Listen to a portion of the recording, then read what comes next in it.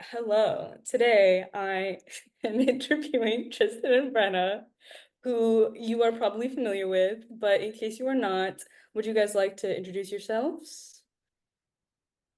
Yeah, hi everybody. I am Tristan and I debated for parliamentary debate at Berkeley for the past 4 years. I'm Brenna. I am Tristan's partner. Well, former partner because we've sadly graduated. But yeah, I go to Berkeley. I'm a junior. Um, I said this in the last video, I'll say it again. I'm a philosophy major.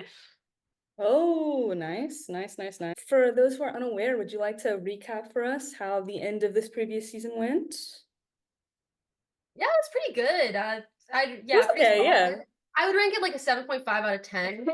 Yeah. Room for improvement. You have to stay But hungry, always want more. yeah, Yeah. yeah. We did become the first team in Parley history to win back-to-back national champions, like national titles, and we happened to do that twice because we won back-to-back MPDA and MPTE titles. So that's pretty Exciting cool. stuff. Four Very times. exciting stuff. Yeah. We also had a lot of fun. It was just like a very, very like satisfying end to our careers. We had this like really long win streak and we kind of, I don't know, I felt like we kind of came into our own and we just had like a really good, enjoyable season. Nice, that's awesome. Okay, so now that the career has ended and you've had a little bit of time, has any of your like perspective towards debate changed at all? I mean, yeah, for me personally, yes. I think like during the last year and like right when it finished, I knew this. I knew that like and I think anyone could say this no matter how their career goes. I feel like we didn't like necessarily reach our ceiling like by any means. Like I feel like even though, we talk about them, people are like, "Oh, how much better could you have done?" I'm like, it's not about like the wins, I feel like there's a lot of things that we could have learned more about. I think that I started realizing what those things were. For me, a lot over the summer because I was coaching a debate camp, and so I was just like 9 to 5, just constantly coaching, working with students, and being able to identify like what they were doing and like what makes an argument good, what makes a certain strategy good from that third person perspective really gave me a lot of perspective like on my own career and on my own like skill set and like where I was lacking. I don't know. I kind of took the opposite approach. I've kind of like completely like turned my brain off from debate like over the summer. Um yeah, I left coaching. I coached basically like the whole time I was in college. And this is kind of like the first time that I like haven't been coaching or competing. Um and I don't know. I think like taking that step back from debate um kind of like it made me like reflect on my career in a weird way where I definitely felt those feelings of like, oh yeah, I don't feel like the way we were performing in those last few like tournaments was really entirely reflective of how far we had come.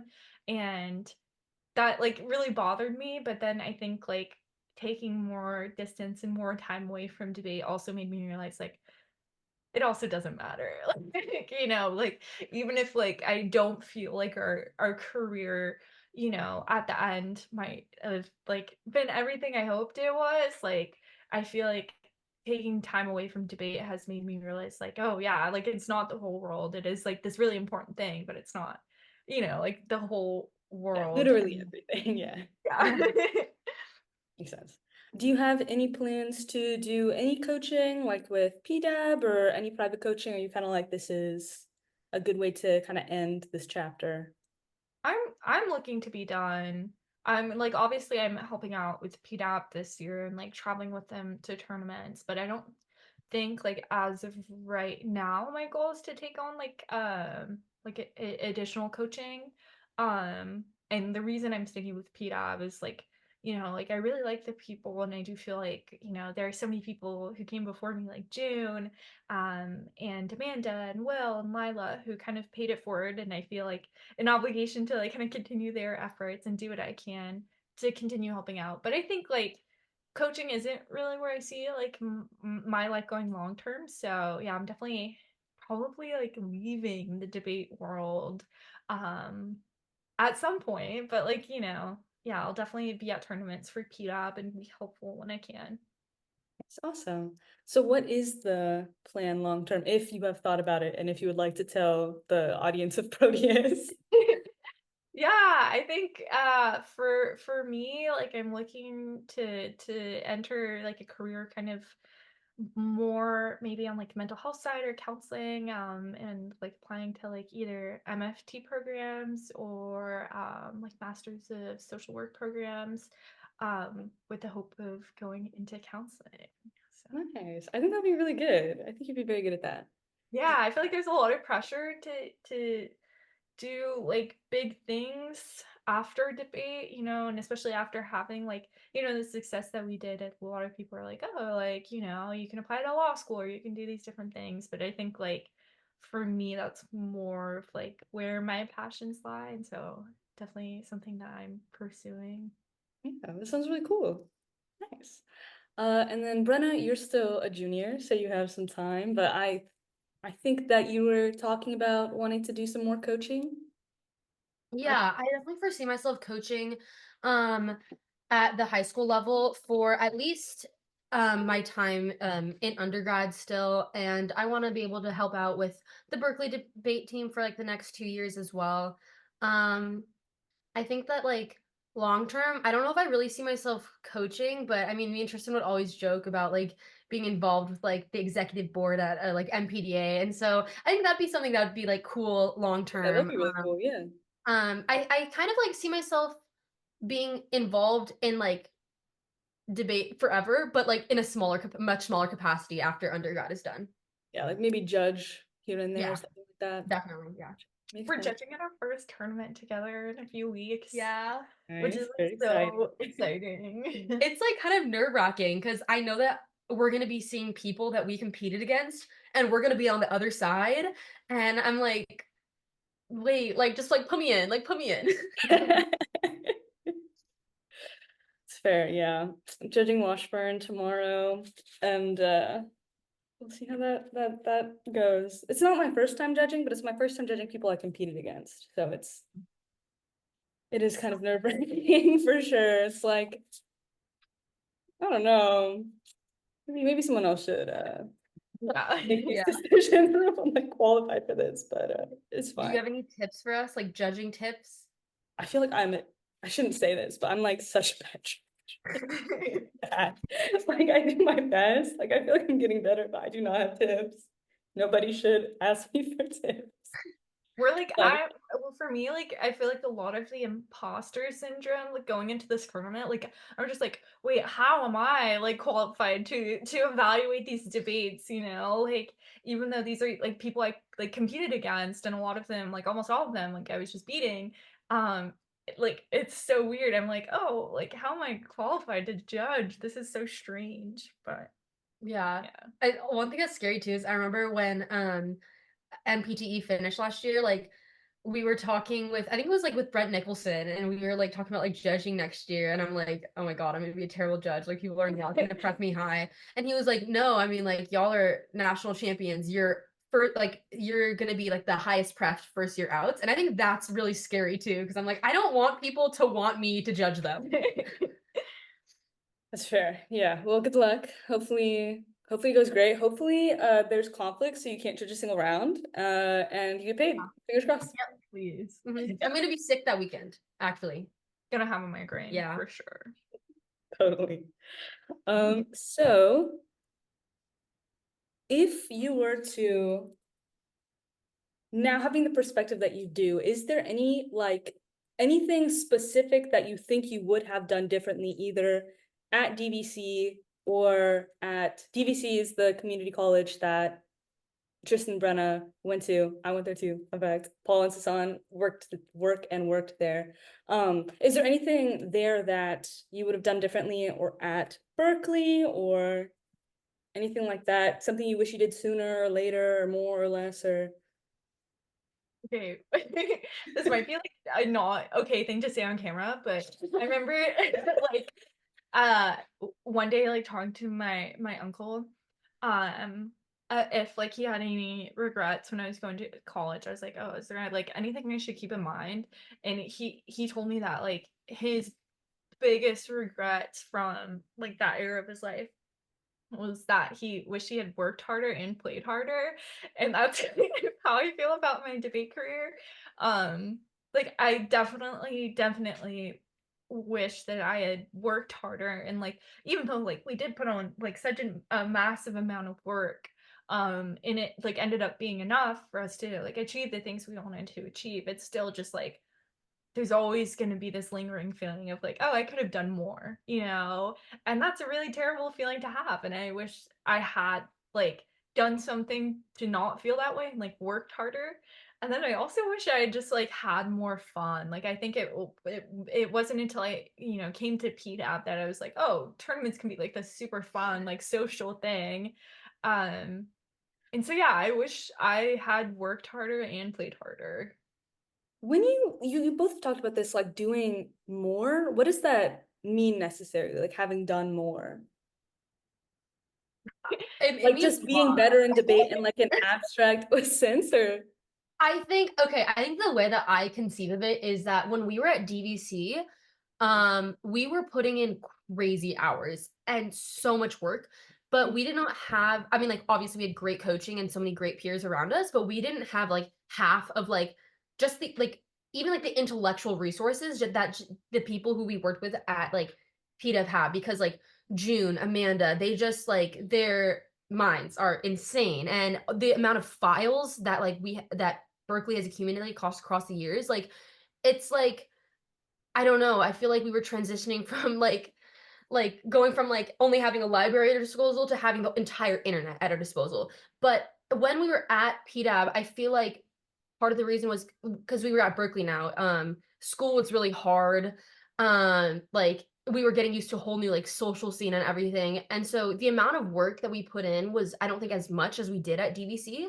And so I just imagine like what things would have been like if we had worked the same way that we did like when we were at DVC, but at Berkeley and like with those Berkeley resources, like what would our skill level look like? I mean, like I think in terms of wins, like we've peaked, right? Like I don't think we would have won more rounds, but I think we would have won more rounds by a larger margin. and I guess like what do you think would have been like the level of like I guess like gapping your opponents or whatever that you think would have been like, oh, we worked enough? Like is there like a specific amount, or is it just kind of like it I'll always wish that there had been more, that I had done more? I think it's kind of natural to just like never be quite satisfied. And I think you do need an element of like um that in order to be good at anything. It's just like just just an unrelenting desire to do better. Just like hunger. Yeah, like just being hungry for it. So maybe like no gap like would have been like sufficient for us to feel like okay, like I've done enough work. Yeah, I think that for me, my since the start of my career, or okay, maybe not since the start, but like even like just 1 or 2 years into my career, I started comparing myself to not those who I was competing against and like my teammates, but rather people who'd come before me. So I was like thinking about these great debaters who I looked up to, and I thought that they were just untouchable. And I think that like for me, it would have been like being undisputably like in that GOAT conversation. I think that would have felt like enough. And I think that I don't feel that way, you know? Even it's like it's not just a question of wins. I think it's more about like skills. And it's I don't think those things can even be measured in rounds. Like I just wish I knew more, you know? I wish I read more, and I wish I had like more I was more capable of deploying more tools in my tool belt like successfully. I think that makes sense, but I think also like I don't know that the people that you're talking about even felt like completely satisfied and felt like they were as good as they could ever be. I think the fact that there is a time limit means that there's always going to be more that you did. But I think what you guys are saying makes sense. Like you switch schools, there's only so much work that you can do in a certain amount of time. And I think there's a lot to be proud of looking back at your career and stuff. I think that But it's, I mean, I feel like it's natural, right? The career just ended, so Yeah. I feel like I a mean, lot like of it's the red ball. Like I always knew that this was going to be the case. Like no matter how, I mean, I guess this is a lesson for the audience because if you think that you're going to be satisfied if you get this thing, no, you're not. Because once you get one thing, the next thing comes into picture, and you need it. You know. But that's what, like Tristan was saying, like that's what I think makes great debaters or people who are great at any like activity great. It's because they're not satisfied. You know. And I feel like that's what we kind of need more of as a circuit, and I think that's what defined these really highly competitive points in like Parley's history is these moments of just like just just people being psychos about debate, you know, like people having this completely unhealthy relationship to competition. Like I feel like Not that we're promoting that. not that we're promoting that, but that is kind of like a necessary condition to be good and to be competitive is you do need elements of like that like unhealthy drive to just do whatever it takes and to work as hard as you can. I think especially now because Parley and just I think debate in general is getting a lot smaller. I think that the problem is that the goal can no longer be to win. Because I don't think that'll make someone good or great. I think the goal has to be a winner, right? And that is measured in more than just the rounds that you win. It's winning those rounds consistently. It's winning them in the same way. It's winning them in different ways. It's being able to like, watch these rounds from way back when the circuit was like 200 teams big and be like, I know exactly what's going on. I know exactly what I would have done. Yeah. I guess that kind of brings me to what I wanted to talk about next is like kind of what you think the future of, I know you talked about this before on Proteus, but I think even like a year later, it might be a little bit more clear. Like, what do you think Parley is going to look like in a couple of years? Do you think it's going to come back? Do you think that this is kind of the last few years before it fades off?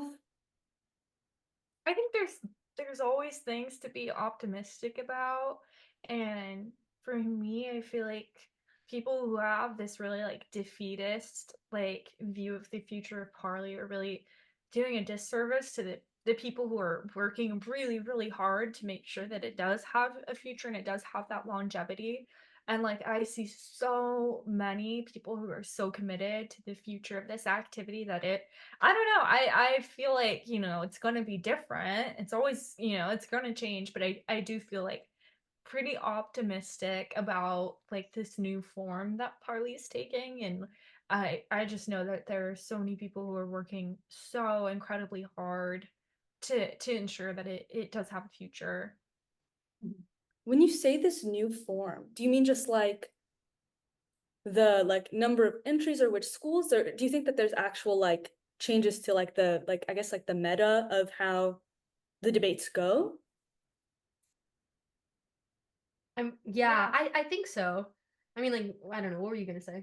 I don't know. I was thinking more in terms of like logistics, and like I think one thing that like really deeply impacted like Parley sustainability as an event was the loss of Zach Schneider, and kind of the kind of waves that came after that of like losing not only this huge presence who looms so largely of the community and put so much work in, but also losing like resources that had kept like the community alive, like places to gather like information and to record like and track like people's progress throughout the season.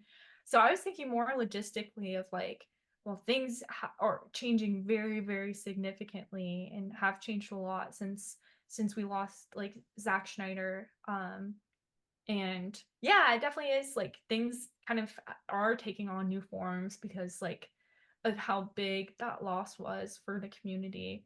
But yeah, I think like you could probably speak more to the changes in terms of rounds. Yeah, I mean, like, I don't know that I can, but I'm gonna put this on record because I want to see if this is true or not. But I have a theory, that I think that Parley historically has been pretty K heavy, and I think it still is. Like, I mean, like, wouldn't consider us a K team by any means, but by the end of our last year, we were reading a K, like, I don't know, I feel like 50% of the time. last few tournaments we were reading a KF like most prelims, and like I think in outrounds we were more towards like top class. But my prediction is that I think that the meta is going to like everyone always talks about how KFs are killing Parley because of like unfairness or whatever. I have a theory that it's going to self-correct and KFs are going to kind of be less, specifically chaos are going to be less prevalent in the debate community, because I think not because people are tired of unfairness. I think it's because people are tired of the same arguments happening over and over again, because I think like, I mean, our career is indicative of this opinion that we think that like framework 2 is such a great response to the chaos, but the problem with that is that those debates can look the same, you know, like if you can optimize those debates to be at the technically like highest level, and I think that people are figuring out how to do that, and once that's done, I think that those debates are going to be the same and people are going to get bored of them. And I think it's the same way that we're seeing MG theory kind of being removed from the Parley meta, not because of any internal reason, but literally because judges are putting in their paradigm, I don't want to watch MG theory anymore, I think it's boring. And I think the same thing is going to happen with the KF, and I think that those cycles are going to continue. Makes sense. Makes sense. So you were talking about, going back just a second, about reading KFs in prelims, but not in outrounds. Is there a reason that you did this, or was it just what ended up happening? I mean, I think it was like we like prelims were definitely less stressful for us. And so like we would have these KFs that we were interested in and we wanted to read. And you know, if we had the opportunity to do it, we were like, yeah, let's read this. Let's get this judge's feedback on it. Let's see what happens.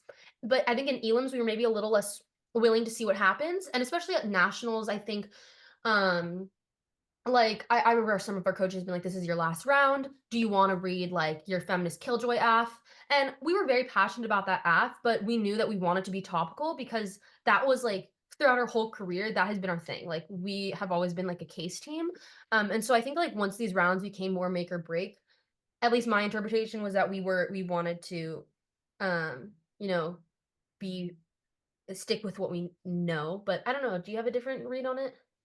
I don't know. I think like yeah, there was this like pressure to like read the positions that we cared about, but then like yeah, you want to finish like those like final rounds in a way that's fun, in a way that's like kind of exciting, and also like a way that kind of acts as a bookend for your career that like neatly closes that chapter of your life. And so I think we wanted to kind of go out in those final rounds um having fun, but also doing something that felt reflective of our careers like up until that point. And like our last round ever, yeah, like we defended the topic on some, I think it was space weapons. Yeah, space weapons. Yes, and like we just had like a ton of fun, and we did what we felt like we were very very good at and that we enjoyed. And I think that was like such a nice little like bookend to our career, like getting to read about like aliens. Yeah. And That was getting to the read patterns. Yeah. the Fermi's paradox one. The Yeah. And this is a direct call out to the Proteus video with Steve and Paul, where they were shitting on our decision to read that app because they were like, it's stupid. But you know what? We knew we wanted to be topical, but we knew we wanted to have fun still. Yeah. And that we had known that that was going to probably be like our finals app for ages. We didn't really care about like the like way before like any info about the round could come out. We knew we wanted to do that. And so and we knew we knew we could do it. And so yeah, Steve and Paul, it was calculated. And it was also just like, dude, like who cares? Like, you know, like at least if you're gonna go out, do something that's fun for you, you know, like you can make these decisions that are grounded in like, okay, what's the best strategically? But at the end of the day, you know, it was like our careers that we're gonna end in that round. So like, you know, why not have fun? I mean, Paul texted us in prep and he was like, this is a hard power panel. And we knew that. Like, we knew that as soon as the panel was released, but we also knew that, like, you know, we want to win in the way that we want to win. And, like, the way that, like, as Tristan was saying, is, like, reflective of us. And so, yeah. Yeah, gotta do what you gotta do. Mm-hmm. Do what you gotta do. Talking, I guess going back a little bit, what was because I know NPTE has the topic areas, right? Mm-hmm. Right. So after getting the topic areas, like what was your as a team's like approach to like preparing for the tournament? It's hard, well, so we wrote a lot of the topics for like a lot of the topic, or for a lot of the tournaments that had, like, the like, gave us an ability to do so. So we ended up writing like quite a few of those topics both years. So we kind of had like a head start on people, which was super fun. And then because like we were at PDAB and we had so many competitors and teammates who were just like so smart and so talented, it was kind of just like a divide and conquer and trust people to bring their expertise and their knowledge to like fill in the gaps where you might not know everything on a topic. So it's a lot of divide and conquer. Yeah. I guess from like a logistics standpoint, was it like you guys would prep like a whole A strat, B strat for each of the areas, or was it like kind of having like a general idea of what you wanted to do, and then depending on the judge, depending on your opponent, you would kind of finesse the details in prep? So it depends a little, like, yes, on all of it to an extent. I think that, like, so for us, prep for topic area tournaments start with, we just have a meeting about a month in advance, and basically, instead of being like, we need A strat, B strat, like whatever, we would just start looking into a topic and be like, think of an advantage, think of a disad, think of a T-shell, like what's fun to write here, like what's something interesting that we found. And then from there, we'd build out positions that we wanted. And then we'd be like, okay, this disad links perfectly on this topic, who wants it? And then people would take it and write it. And honestly, I think that exposing ourselves a little bit, I think we would always kind of like bite off a little more than we could chew. Insofar as we had a lot of big ideas and not a lot of time to prep all of those. And so I think that we had ideas for probably like A through F strats for every topic. But then we would usually only have like the A or like the B strat prep, like fully prepped out in advance. And so a lot of it, like a lot of the stuff we did like in the 20 minutes of prep. I mean, like even our finals topic, like a lot of that was, we had that idea for ages. But a lot of it was also like ad-libbed and like updated in that 25 minutes before the round.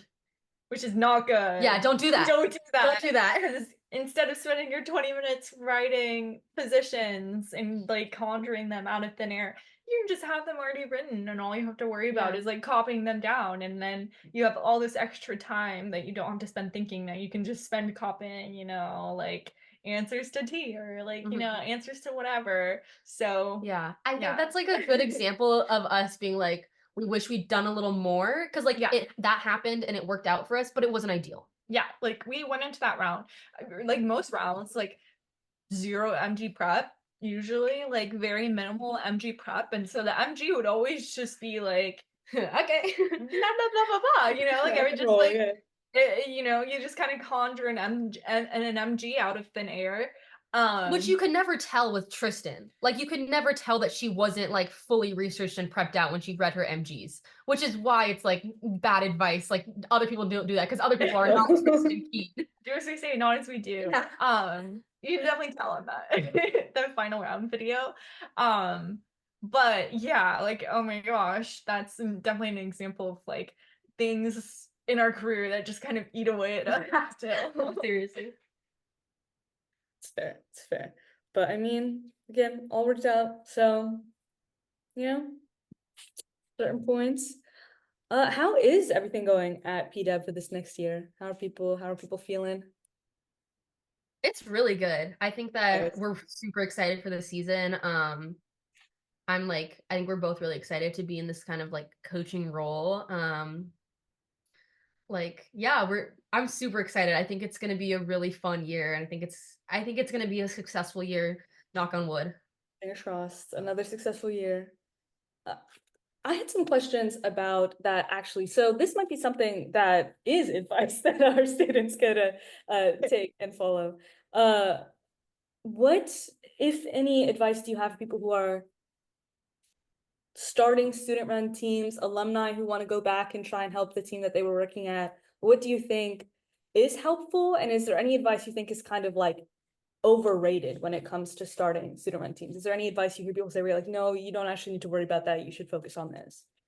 I think the biggest thing is to make friends. And this obviously doesn't just apply to like student run teams, but there is just such a wealth of knowledge that exists on the Parley circuit. And people are just so eager to like share that with other people.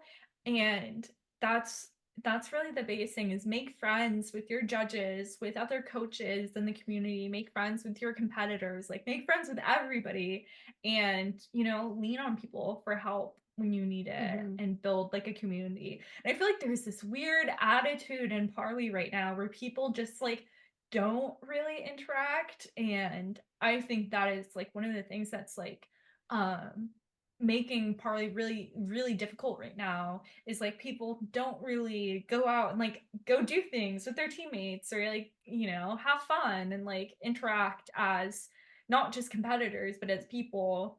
And so I think that's probably a big thing, is to build those connections, because there's just so much knowledge that is kind of just like untapped. And there are so many people who are just so smart and dedicated to this activity, and you should be talking to them.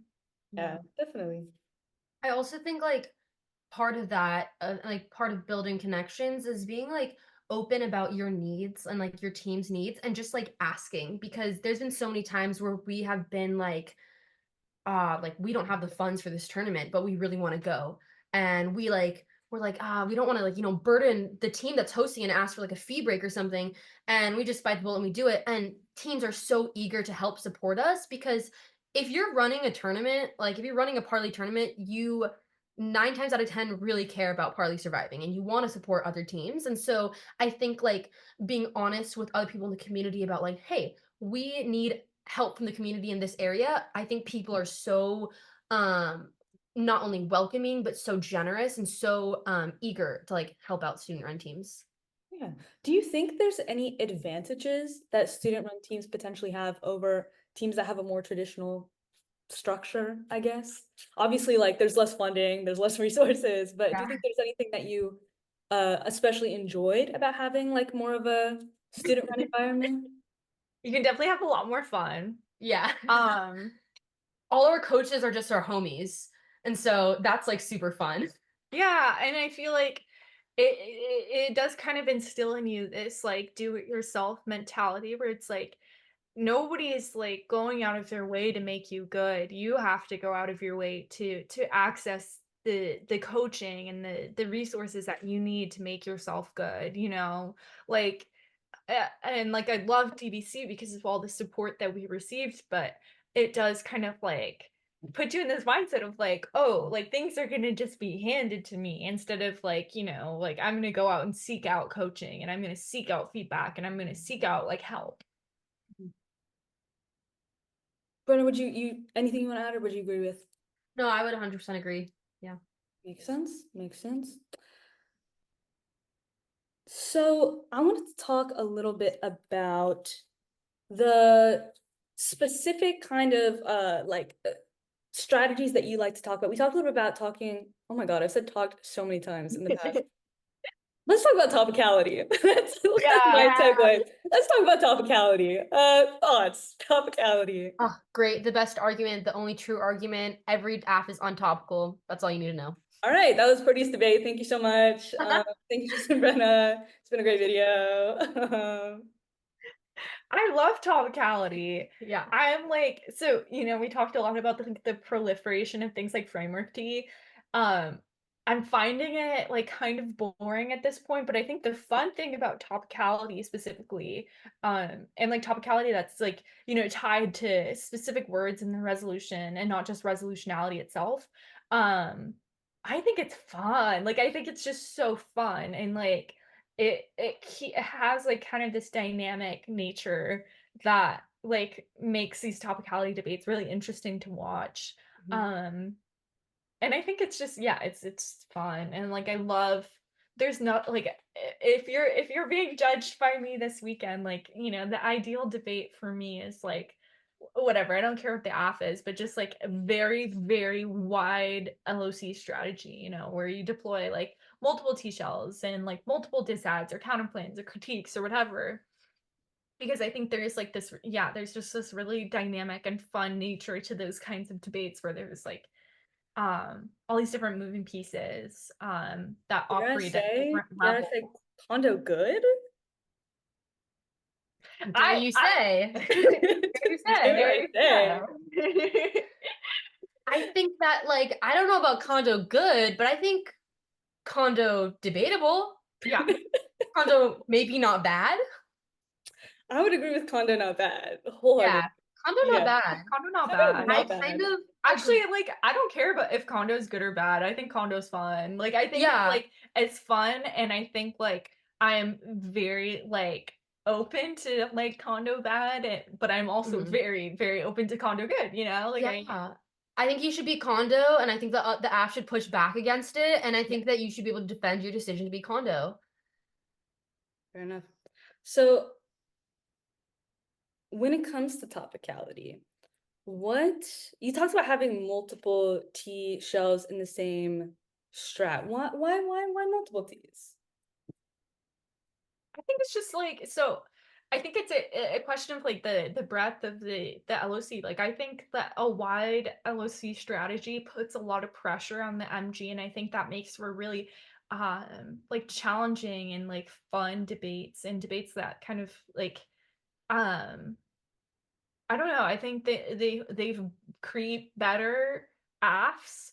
And I think it is also like, I don't know, I think it's just, like, more interesting to watch. I don't know if I have, like, a reason that's grounded in any kind of, like, legitimate justification other than, like, those are the debates I like to watch, and I find them quite fun. But I do think that, like, LOCs that exist on multiple different levels and attack the AF from, like, a wide variety of angles are gonna be the LOCs that are more effective, and I think that they really, like I don't know. I like debates that make the MG hard, and I like debates that like push people to be, you know, like responsive to a number of things. But I don't know. Brennan probably has a smarter answer. No. I think that's great. I think that, like, for me, I mean, like, I wouldn't initially think that I have a preference towards a wide LOC strat versus not. I would say I probably come from a different perspective as someone who did the PMR and the MO. I think it's super impressive and definitely a skill to see those like backside like back half of the debate speeches be able to, like, and I don't know, this is kind of something that's kind of looked down upon, I guess, or like blow up something from the LOC or the MG. But I think especially being able to do that without like backfilling a ton is super, is such a skill. And I think that that is something that makes Parley specifically so valuable because you're not leveraging like your research. You're saying this, like, I can tell you why this one sentence matters more than anything else that happened in this debate. And I think that that's one thing that I appreciate about wide strategies. And I feel like that like says something about kind of like your preferences as a whole is because like when you know like the back half of the debate relies on collapsing to one thing out of many instead of just collapsing to like the only thing you read is there is a greater emphasis placed on like that kind of comparative work that you're doing of leveraging the thing you're going for against you know the outs that the other team has and doing that kind of internal weighing and that like explicit clash. And I think that's something that like those kind of wide debates really draw out is yeah like you said like doing that kind of work without backfilling and instead just you know like doing this being able to do like analytics, like it's just like pure like logic, I guess. And I think that's like it's really cool. T in theory really are the most like pure, I don't know, like pure debate. I don't mean it necessarily as like it's better, but it is the most like pure debate. Like it really is just you're just saying stuff. You're just saying stuff and you're just responding to the stuff that other people said and you're saying why the stuff you said is really good actually. So and I think that that's maybe like why I like it so much because it really tests your skills of just literally debating, not prep, not research. I mean, I don't even think coaching. Like I think for us, like a lot of our like development like happened on our own and happened like in round. And I think that something that is really unique to Parley. And I think that like we should be testing that, like testing in round skills. So would you say that's what makes like a good debater? A good debater is someone who can generate arguments on the spot as opposed to in prep or that kind of thing. I mean, no, obviously, like all of it matters. Like, I think prep matters a lot, research matters a lot, being able to take coaching well matters a lot. But I think that that's one thing that's maybe de-emphasized a little. And I think that, or like the sort of in-round skill, like analytic skill and like skill and like weighing, I feel like it's a little de-emphasized in recent years. And I think that's something that needs greater emphasis in the specific format of Parley. And I think that one's also complicated too, because I feel like so much about that and being good at that kind of work is about developing an instinct for things, which is very hard to coach into people. You can't coach somebody into having like an Yeah. instinct or a disposition. Like, and I think that's maybe why it's like kind of it's why it's really hard, and why I think that like kind of marks a really good debater, is because it really is just a question of instinct, and it kind of like, regardless of whether you have the best coaches or you have the best like research or access to, resources or whatever, like it is just a question of, pure instinct. And I think that is what like kind of marks like a good debater, or separates a great debater from a good debater. I just came up with a really good saying. You can trademark this. Okay, I'll put it in the thumbnail. Yep. Yeah. Yeah. Anyone can plant a tree, not everyone can see the forest for the trees. Okay, I'll write it down. I'll write it down. Anyone can plant a tree. If you couldn't tell, the trees are like the arguments that you prep, and like the forest is like the debate. And I feel like that's something that's like, it's so hard to get, because it is just a question of like repetition and being able to like see above the debate, like being able to understand how the different pieces interact with each other. And I think it took us a long time to kind of like develop that. And yeah, I think that's it's really hard, and I think it is a question of just a repetition. When you say instinct, are you talking about like round vision more broadly, or is instinct something like even more specific than that? I think it's knowing which arguments matter and how to leverage them. And a big part of that is like, okay, how do the different pieces in the debate interact with each other?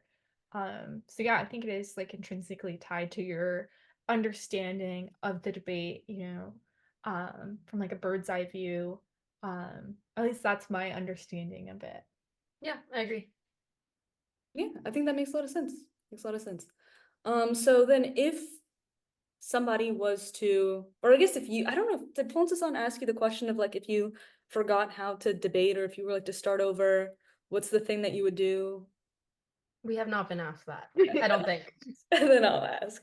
If you were to suddenly like for some reason restart debate, but like you still have like your memories, but you forgot how to debate. I don't understand entirely how this scenario works, but like, so you will remember what to do, but like if there's only one thing you can remember how to do, that makes sense. If there's only one thing you could remember how to do, everything else you start from scratch, what would that one thing be? If it's okay, so I understand the question in two different ways. If it's asking like, However you understand it. if it's asking if there's like one skill from debate that I would like keep, if I couldn't keep any other skills, it'd probably be like comparative weighing, like understanding why something is more important in comparison to like another thing.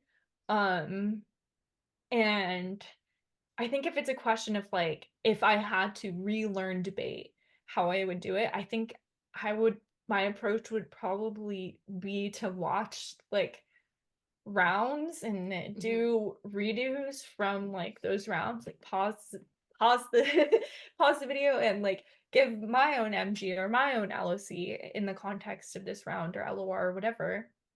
I think that would probably be it. I think that's nice because it, like it does give you that kind of repetition of like, okay, like I'm basically in this round, but then it also does push you in the sense of like, not only am I, like becoming like like, I don't know, confident in the sense of like, oh, the current parley meta, but I'm, you know, pushing myself to be like these debaters from a time where maybe it was like partly just looked different, you know, and maybe it was like a little bit more challenging. I don't know. No, that's a great answer. That's a lot better than my answer because when you said that, my first thought was like flowing. Like I would love to like That's just important. know how to flow, like That's no tea, fair. no shade, but like I think so many of my students are just held back by the fact that they don't know how to flow, and the flow is like the physical representation of the thought cloud that's going on in debate, and so. You know what's so crazy is I did one PF tournament my freshman year of high school, and I didn't remember anything from it except I did remember how to flow when I started doing IPDA, and it was very Wow. helpful. So that Yeah. actually that did Important. happen to me. Yeah, but comparative weighting's a much better answer. Yeah. Like I agree. Well, I mean, how can you weigh if you know don't have like a record of the ground? You don't have Yeah, like, because I just like imagine how easy it would be to be a goated debater if you day one your flow is perfect. Yeah, Like if my you flow's have not all the perfect. arguments and you know where to put them side by side, and then if you can go through with a coach and be like, okay, why did they say this in response to this? Is this valid or not? And like I feel like that is like a really good starting point. And like flowing is such a pain to learn. Like it's yeah. just so Not annoying even to just learn. flowing though. It's just like clarity of like what is happening in the round that I feel like starting out is just that does not exist. Like Yeah. just I think so also one thing that just like absolutely grinds my gears is I feel like right now people are doing like very, very strange like hybrid flows where it's like, you know, like I'm gonna have a doc, but then I'm also gonna have my flow, but me and my Yeah. partner are gonna be flowing on the same flow. And like, you know, partially it's gonna be I flow theory on paper, but I flow like the case debate on my computer.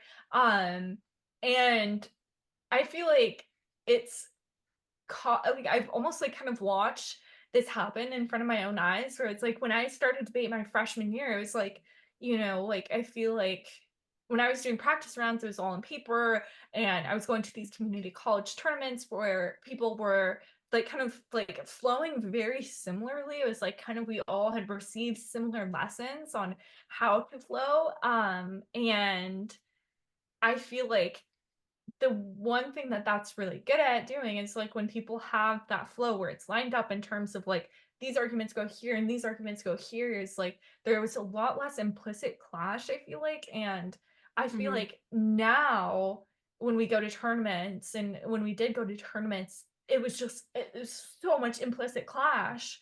And I wonder if like that's kind of the conclusion of like a lack of like competency when it comes to flowing or like a lack of like having like a very clear, you know, like protocol for like how to record what happens in a debate.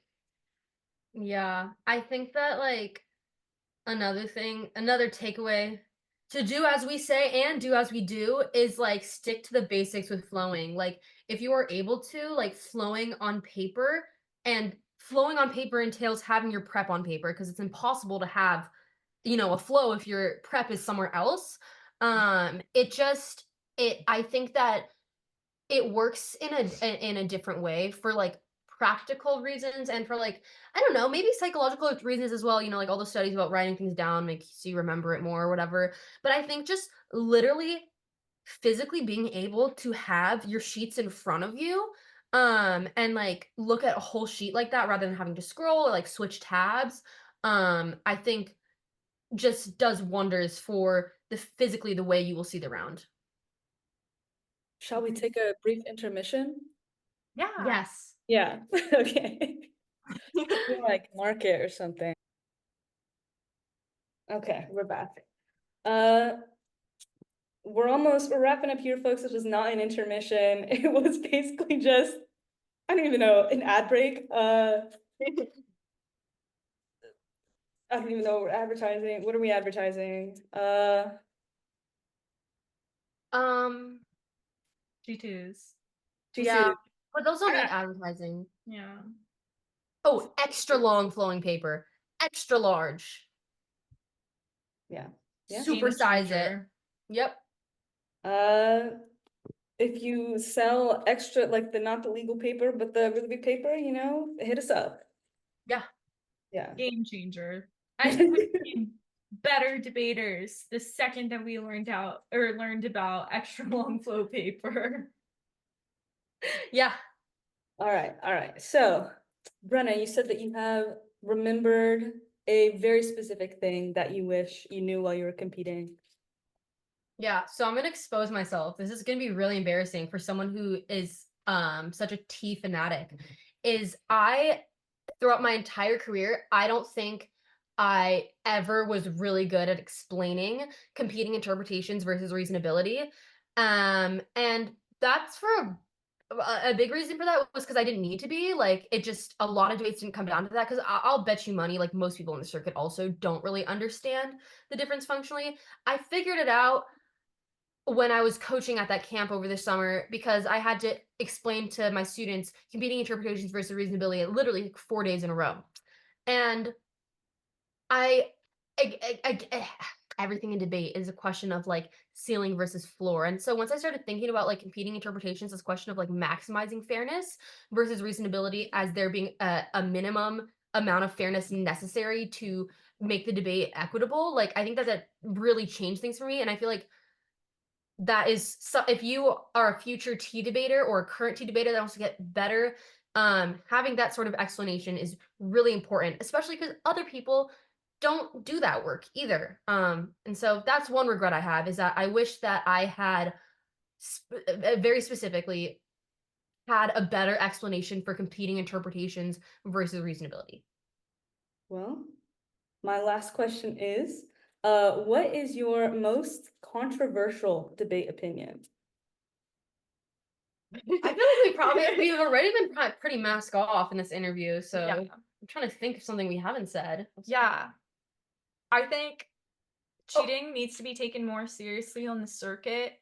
And like, I can't tell you how many times throughout me and Brenna's careers where we have come to judges, where we have come to coaches with reasonable concerns about people's, like people's cheating and how people were prepping and not been taken seriously. And I think part of that was, like, oh, well, you're going to win the round anyways.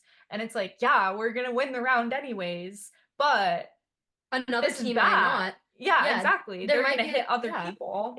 And that's happened to us so many times where it's just been either hand waved or ignored, or we've gone to coaches and coaches will back up their students over us when we're like, hey, we have reasonable suspicion to believe that these things have happened.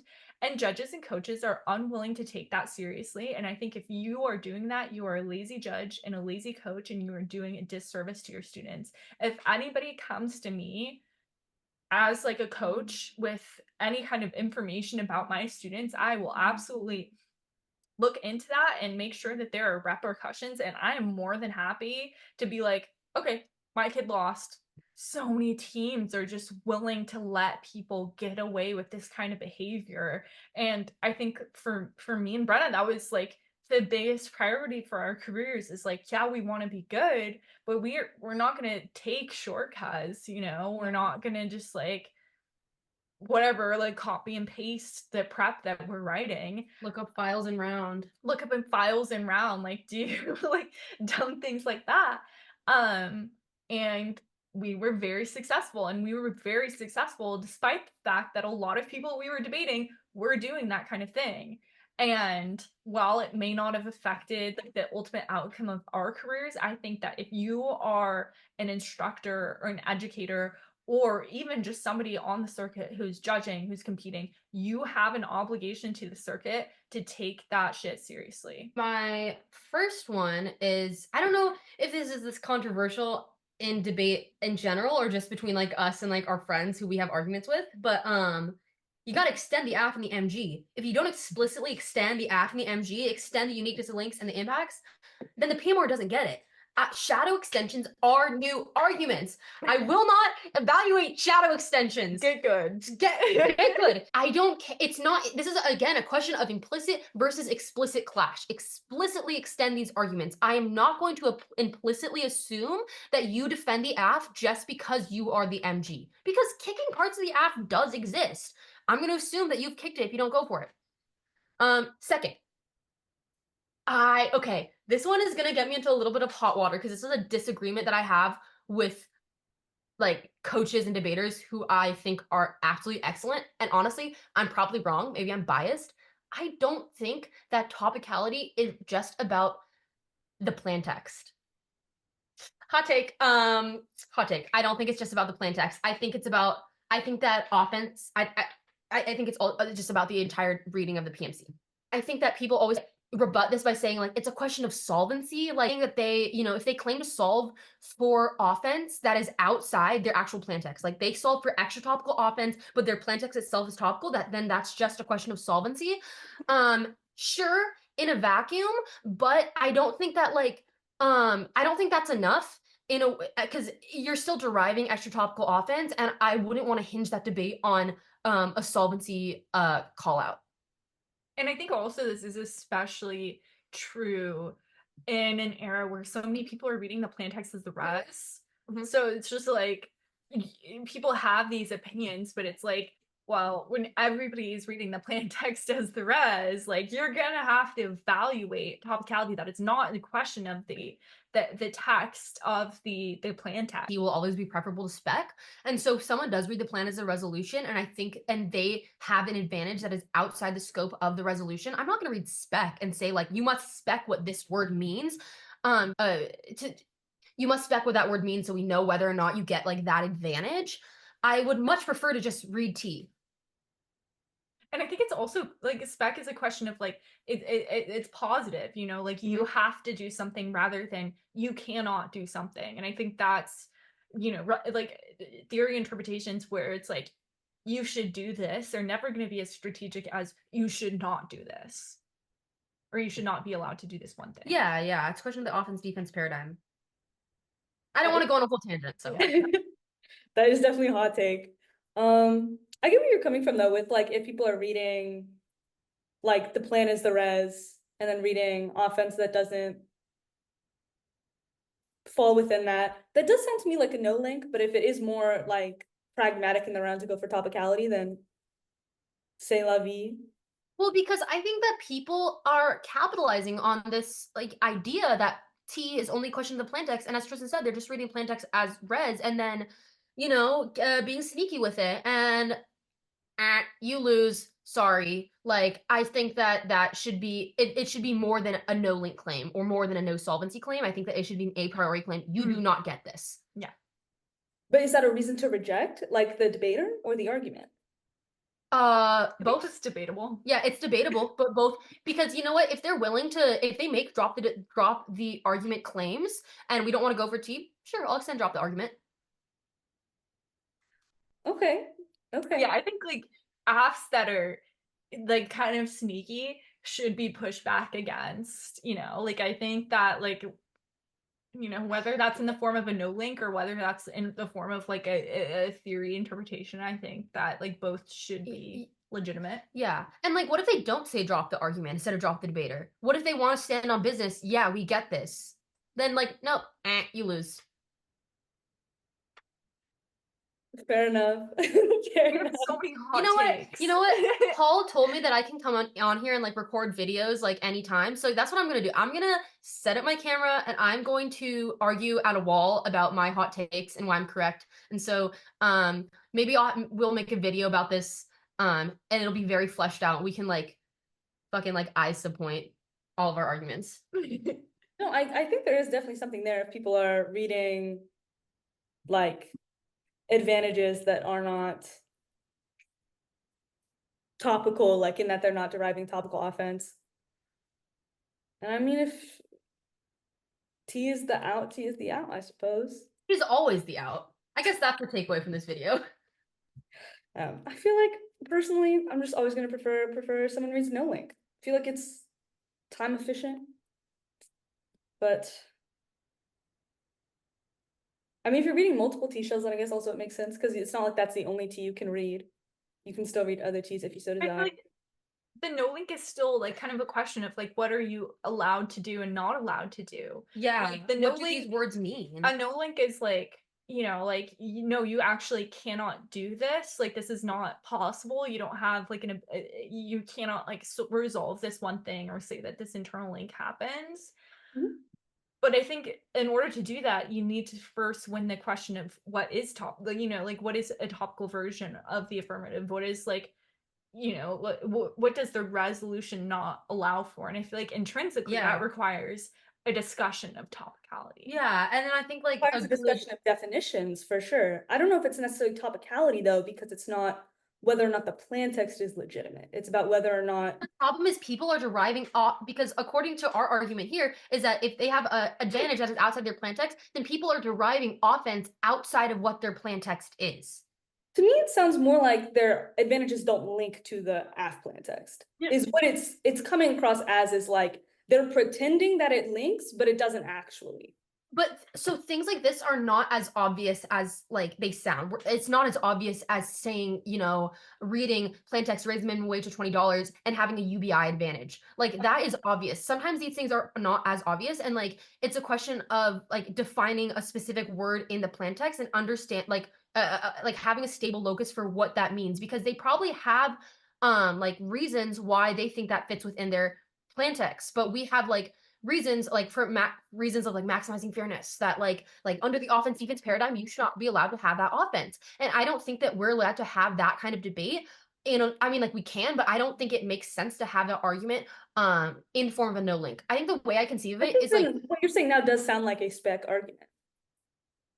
but Like it's like they're not specifying like if the word can be defined in different ways, then it sounds like they're not specifying enough. At least that's what I'm getting is like they're taking a vague term, saying that they are doing that, and then but we don't want them to define it. We've defined it, and our definition is the best.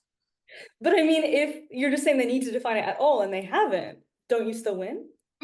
Not that they need to define it at all. They need to define it the way we've defined it, because the way we've defined it is the best. But if your interpretation is that they have to define it at all and they haven't, don't you still win? Wait, what? If you win that they have to define it at all and they don't define it at all, even if their definition is good, like they don't have one at all. No, you're correct. You're correct that spec does link here, that spec will always work here. But again, what Tristan was saying is that we think that we just prefer to read T to spec. We think that like spec does like, you know, kind of break down the offense defense paradigm. There's always going to be some marginal benefit to specifying, whereas I think that it's much more cut and dry with T. I guess I would. Do you have an example of maybe like Yeah. of a case like that? Oh yeah, you have it. NPDA Okay. finals.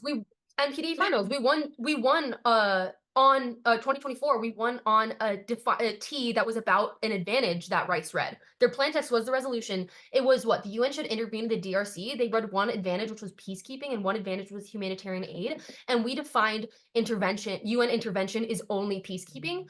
And we won on that because they were kind of being, you know, saying like, oh, you know, all of the above. And so I think that like, I don't know. I think we get T there. I think, yeah, to me that just doesn't sound like a what's it called?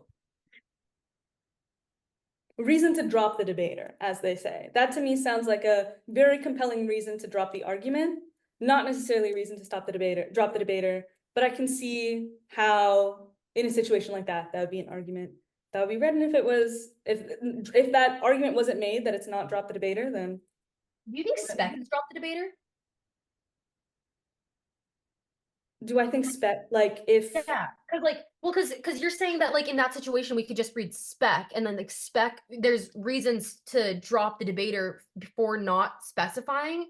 Mhm. Like, Well, I why think that isn't one's it the the same as every theory position. I think with theory, it's a lot more like every condo, spec, vagueness, whatever. I think there can always be an argument made for like it not being a reason to reject. I think with Yeah. T, you assume that if you agree with the T, you reject the debater. I think it's Yeah. much more, I think if it's spec read on the neg, I think it is like a drop the debater argument that's being made. Like it is a question of like the plan text itself being impossible to engage with, as opposed to like But the AF is reading an argument that they don't get.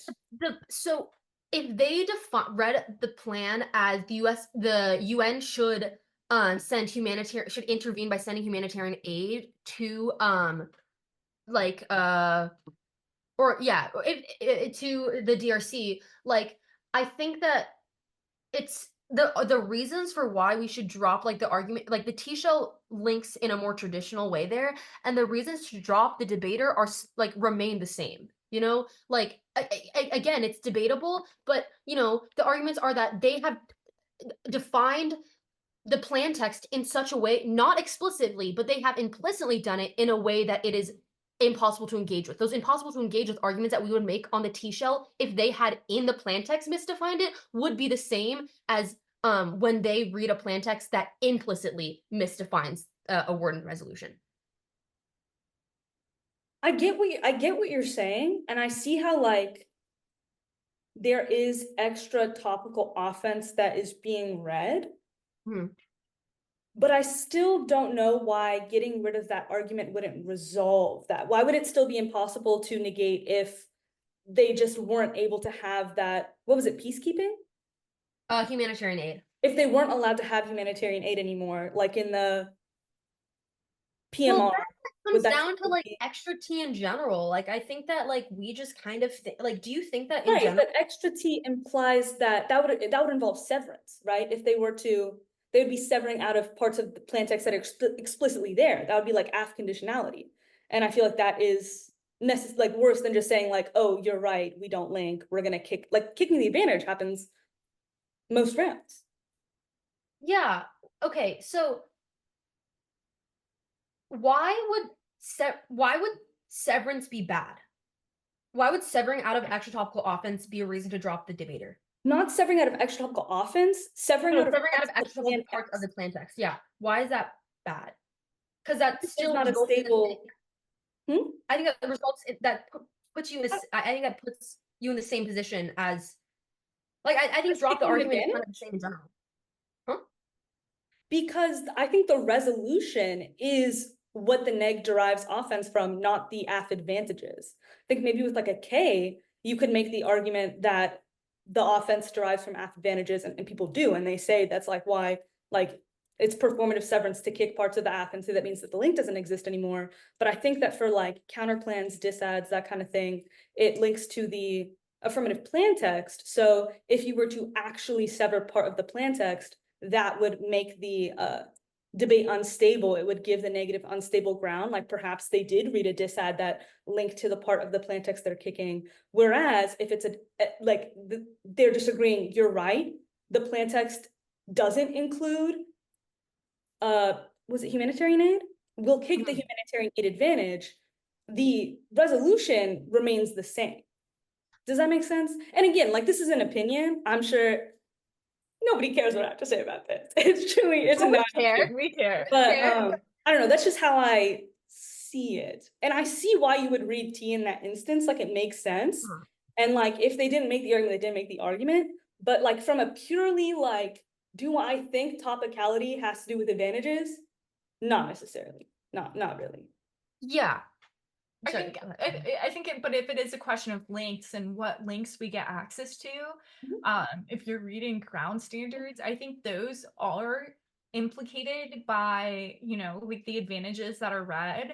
But I think importantly too is your education standards do not go away because of like, because you don't have, like, regardless of like whether you get links to your disads or not, or whether you generate offense from the resolution or you generate offense from you know, the advantages, I think you still like get access to your education standards. And I think that's a big part of kind of like the standards that we read when we were having that debate with Bryce.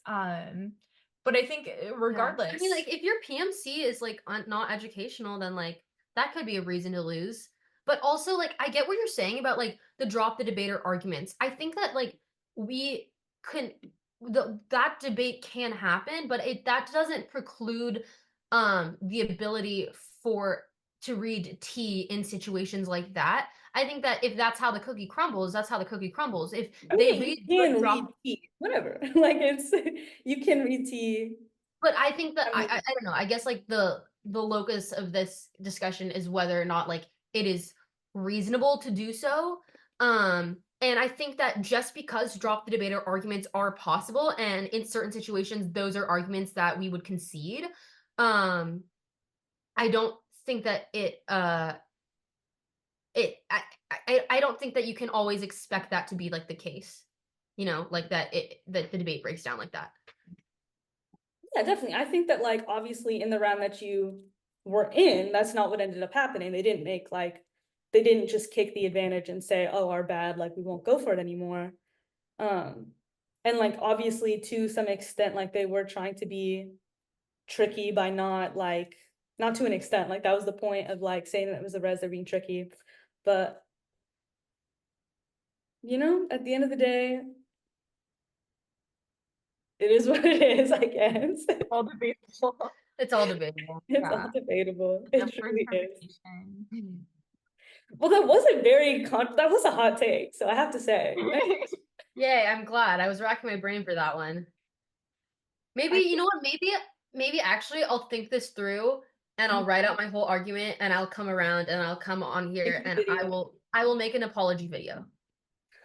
I was thinking more like a explanation video, like this is why T does apply to advantages. I was thinking No, more I'm just gonna make a tutorial. video of the thumbnail's gonna be me in a dark room looking like, and then the title is gonna be "We Need to Talk." Period. You should say either way, whether you decide to, even if you decide to keep it, like it should be like just you like I Yeah. can't believe it, and then Here, just hold on, thumbnail. exactly black and white. Yeah. I think we have a hit on our hands, frankly. And people will have to click. People will simply, they must know. We're leaving it on a cliffhanger. We're gonna make this the most. We're gonna repost that video on Reddit and make it the most upvoted post on r/debate. So true. The Proteus heads got us. We'll see. We'll see. People do not. Fingers crossed. Knock on wood. Actually, low key, like I hope for you guys that they watch it. Honestly, when I make a video, I'm like, I could delete it now. No. I have made many Proteus videos and then deleted them. We'll see if this one stays up. Yeah, it's good to have an option. Yeah. It is. Okay. It is one I have used. Yeah, cut the cameras.